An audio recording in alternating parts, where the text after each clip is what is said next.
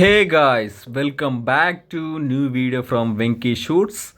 ఇప్పుడైతే నా చేతిలో డ్రోన్ ఉంది, ఆల్రెడీ అది రన్నింగ్లో ఉంది.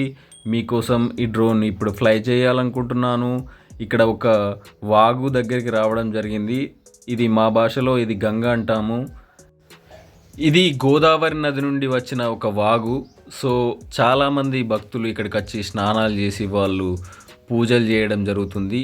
ఈ గంగ పక్కనే శివుని టెంపుల్ ఉంది. చాలామంది మొక్కుకున్నవారు ఇక్కడికి వచ్చి దీంట్లో స్నానాలు ఆచరించి దేవుణ్ణి దర్శించుకోవడం జరుగుతుంది. చాలామంది చాలా విధాలుగా వాళ్ళ మొక్కులను తీర్చుకోవడం జరుగుతుంది. వంటలు వండుకొని తిని ఇంటికి వెళ్ళడం కూడా జరుగుతుంది. గాయస్, ఇదైతే మా ఊరు నుండి ఒక 10 to 12 కిలోమీటర్స్ దూరంలో ఉంది. మేము బైక్పై రావడం జరిగింది, నేను మా ఫ్రెండు. సో ఇక్కడ లొకేషన్ బాగుందని ఈ డ్రోన్ అనేది ఫ్లై చేయడం జరుగుతుంది. చూడండి ఈ లొకేషన్ ఎలా ఉందో, స్కై నుండి స్కై వ్యూ ఎలా ఉంది మీరు చూస్తున్నారుగా. అదే ఈ టెంపుల్, శివుని టెంపుల్. మేము అక్కడికైతే వెళ్ళదలుచుకోలేదు, జస్ట్ ఈ బ్రిడ్జ్ పైనే మేము ఈ డ్రోన్ను ఎగిరేయాలని ఫిక్స్ అయ్యాను. అందుకే మీకు చూపించడం జరుగుతుంది. ఇక్కడికి ఈ గంగలో స్నానం చేయడానికి భక్తులు చాలామంది వస్తారు.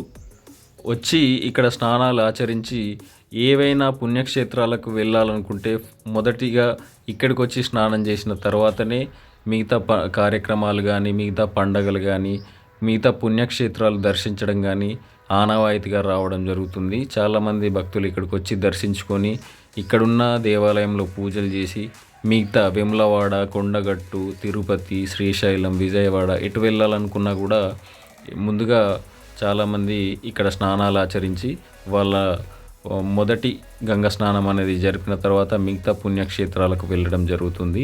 ఇది ఎన్నో రోజుల నుంచి ఆచారంగా రావడం జరుగుతుంది. ఇప్పుడైతే ఈ గంగా నదిలో అంటే మేము పిలుచుకున్న పేరు ఇది గంగా నది, కానీ ఇందులో పారే వాటర్ మొత్తం కూడా గోదావరి నది వాటర్ కాబట్టి మేము గంగా నది అని పిలుచుకుంటాము. సో గంగా స్నానం చేసిన తర్వాత మిగతా పనులన్నిటి చేసుకోవడం జరుగుతుంది. ఇప్పుడైతే ఎక్కువగా వాటర్ అయితే లేవు.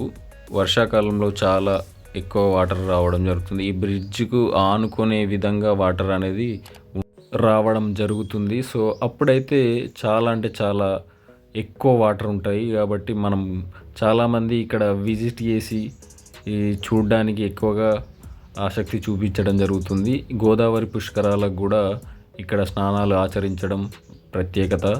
సో చాలామంది వెజ్, నాన్ వెజ్ టైప్లో వండుకొని తిని పూజలు అయిపోయిన తర్వాత, అన్ని పూజలు అయిపోయిన తర్వాత వండుకొని తిని వెళ్ళడం ఒక పిక్నిక్ టైప్లో ఇక్కడ వెకేషన్ ట్రిప్ లాగా ఎంజాయ్ చేయడం అనేది భక్తికి భక్తి, ఎంజాయ్మెంట్కి ఎంజాయ్మెంట్ అనేది ఉండడం జరుగుతుంది.